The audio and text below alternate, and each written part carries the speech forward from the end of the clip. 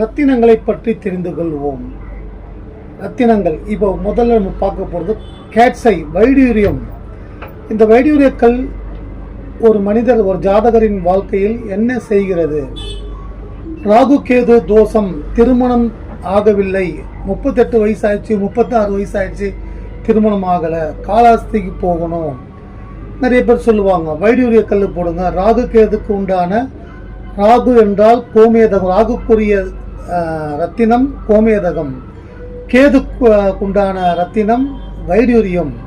அதாவது ஒரு ஜாதகத்தில் லக்னத்தில் கேது நின்றாலோ அல்லது 2ஆம் பாவத்தில் கேது நின்றாலோ, 7ஆம் இடம், 8ஆம் இடம், 12ஆம் பாவத்தில் கேது நின்றாலோ நாகதோஷம் என்று சொல்வார்கள்.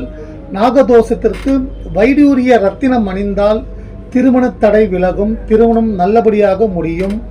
இது நான் இந்த ரத்தினத்தை தான் நான் கீழே வீடியோவில் போட்டிருக்கேன், பாருங்க. அது பேர் வைடூரியம். வைடூரியத்தில் நிறைய வகைகள் இருக்குது. அதாவது நம்பர் 1 கேட்ஸை எது பார்த்தீங்கன்னா, வைடூரியம் எது பார்த்தீங்கன்னா திருவனந்தபுரம் கேட்ஸை வந்து நம்பர் 1 உலகத்திலேயே.